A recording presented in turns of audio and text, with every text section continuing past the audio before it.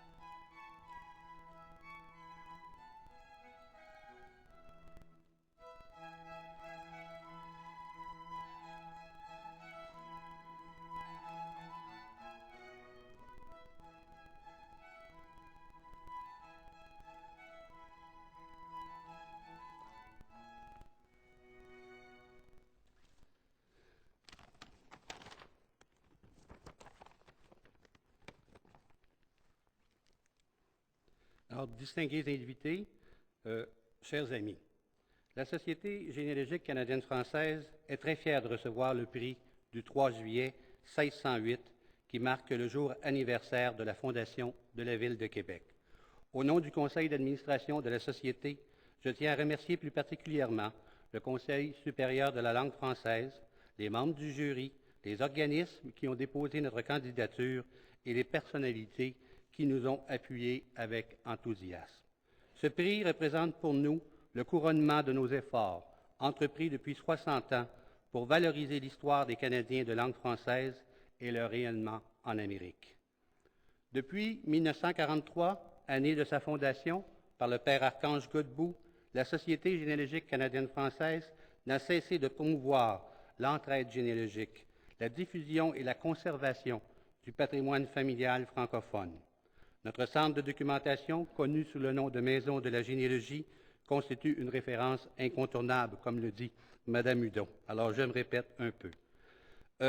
La Société publie depuis plusieurs années la revue Mémoire, et qui est publiée sans interruption depuis son premier numéro en 1944, ce qui en fait le plus ancien périodique culturel du Québec.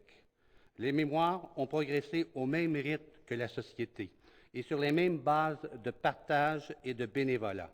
La revue n'a jamais dévié de sa mission première, qui est de présenter des articles inédits traitant de tous les aspects de l'histoire des familles et de la généalogie. Avec un tirage trimestriel de 3 500 exemplaires, ses 250 cahiers comptant plus de 25 000 pages de documents généalogiques, Mémoire s'affirme comme le plus important périodique généalogique de la francophonie. C'est la référence incontournable de tous ceux qui ont des ancêtres ou des liens de parenté en Amérique française. Depuis les années 1950, la Société s'associe aux commémorations historiques d'événements liés à la présence française en Amérique du Nord. La Grande Recrue montréalaise de 1653, le Grand Dérangement de 1755, la Grande Paix de Montréal en 1701 et la Fondation de Détroit ont été au cœur de notre action. Dans moins de 2 ans, la participation des soldats de Montcalm à la guerre de 7 ans, un ambitieux projet de recherche qui commémorera non seulement le 250e anniversaire de la bataille des Plaines d'Abraham, mais surtout le début de la survivance du fait français en Amérique. Solide sur ses assises, la Société pouvait, dès 1955, établir des liens tangibles avec la Louisiane et l'Acadie. Depuis, ces contacts n'ont fait que s'étendre et se multiplier bien au-delà de nos frontières. La Société fait partie des grandes familles généalogiques internationales. Elle se signale chaque année, tant par la multiplication de ses contacts et de ses échanges avec le milieu généalogique que plus spécifiquement par sa participation à des conférences, à des colloques nationaux et internationaux. Les contacts avec diverses personnalités, groupes et associations représentant la francophonie se manifestent autant de façon ponctuelle que régulière depuis 5 décennies. Toutes ces activités s'inscrivent dans la mission fondamentale de la Société qui est de promouvoir la généalogie et de faire connaître l'histoire des Canadiens français chez nous et au-delà de nos frontières. Longue vie à la Société généalogique canadienne-française.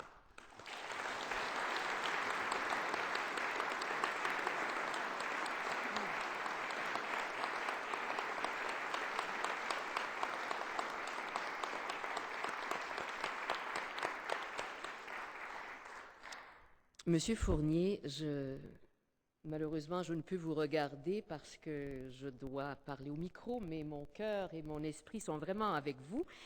Le hasard, faisant bien les choses, a guidé mon œil récemment sur la préface d'une anthologie de la poésie, enfin l'anthologie de la poésie française du XXe siècle.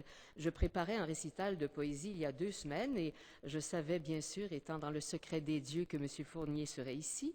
Et en lisant la préface, je lis à 2 reprises cette phrase que je lui dédie. Elle est de Claude Roy, dans donc sa préface à l'anthologie de la poésie française du XXe siècle, éditée par Gallimard. Il y a en nous une industrieuse personne occupée sans cesse à trier, à choisir, à éclairer ou à censurer la mémoire. Et M. Fournier en est la représentation bien évidente. Bravo. Merci.